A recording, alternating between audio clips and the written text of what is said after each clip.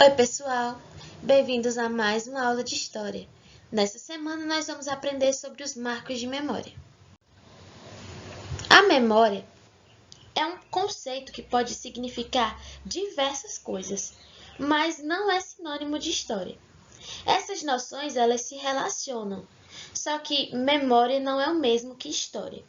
A memória, ela se nutre da história e de seus processos, mas ela a ultrapassa. Bom, quando usamos essa palavra memória, normalmente estamos considerando ela, equivalente a uma lembrança. Caso perguntem a você, onde passou suas férias? Depois que você pensar um pouquinho, você vai encontrar a informação em sua memória. Existe também outro significado para a memória, que diz respeito a hábitos que herdamos culturalmente.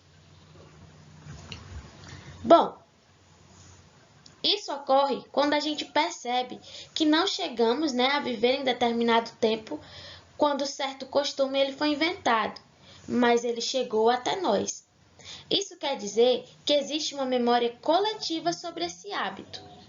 Por exemplo, o hábito de nós comermos o café da manhã leite com café, por exemplo.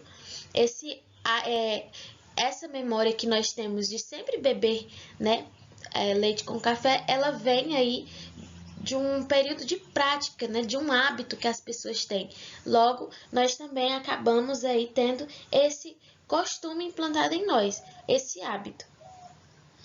Isso quer dizer, que essa memória, como eu já falei, ela é coletiva.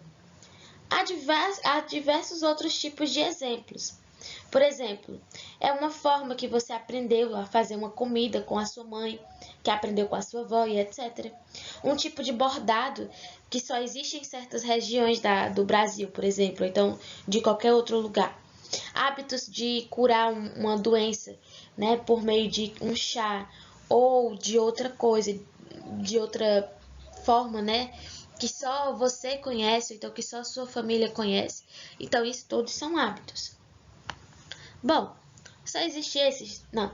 Também nós temos, que dizer que existe uma memória que é construída com a mobilização e o uso de processos históricos para fins determinados. Por exemplo, se algum grupo político fez questão de esconder determinados fatos da população, aqueles que se sentiram prejudicados podem se mobilizar para reivindicar a memória histórica coletiva que se tentou apagar. Por outro lado, pode acontecer também que um grupo de políticos querer valorizar a sua proposta de governo recorrendo aí ao passado e destacando figuras ou monumentos significativos, como, por exemplo, heróis, grandes batalhas, que vão ajudar aí a destacar o projeto que esse partido aí está divulgando. Então, quando isso acontece, trata-se nesse caso aí de uma tentativa de construir uma memória histórica usando o passado para alcançar um objetivo. E aí esse tipo de memória, gente, se chama está mais relacionada aí às homenagens e às comemorações. Numa forma geral, é uma estratégia de construir uma memória histórica. E, bom, pessoal, nós também temos aí um exemplo de memória, na tradição africana, que são os griots. O que é o griot? É aquele que transmite saberes, informações e cultura de um povo, por meio aí da narração de histórias, práticas culturais e tradições que são passadas de geração a geração através da oralidade, ou seja, através da forma oral. Nós temos aprendido, meus alunos, têm aprendido bastante sobre a tradição oral em religião. E aqui na matéria de história, eles também entram como uma forma aí de preservar a memória a partir da oralidade. Vamos agora ver um pouco mais sobre os marcos de memória na história oral. Bom, gente, Por meio de pesquisas de diversos tipos, né, nós podemos estudar como grupos oprimidos eles lutaram para fazer valer as suas vozes, acionando assim, né, os mecanismos de pressão aos governos, para que esses grupos, né, fossem incluídos tanto socialmente como lembrados historicamente. E aí, nesses casos, são estudos, né, que valorizam os protestos pela preservação da memória coletiva. Também é possível pesquisar como grupos que estão no poder foram implementando seus projetos, fazendo uso do passado para construir uma memória que valorizasse o seu grupo. Nos dois casos, né, o historiador ele vai lidar aí com fontes que buscam em arquivos, em bibliotecas e em hemerotecas. Há um terceiro tipo de memória, que também pode ser acionado por meio de pesquisa, que é a memória das pessoas que ainda estão vivas. E como é que ela é acionada? É acionada por meio de entrevistas em uma vertente aí que se chama história oral.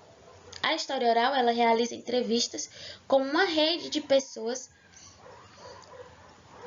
que têm vivências, né, de um determinado momento que está sendo estudado.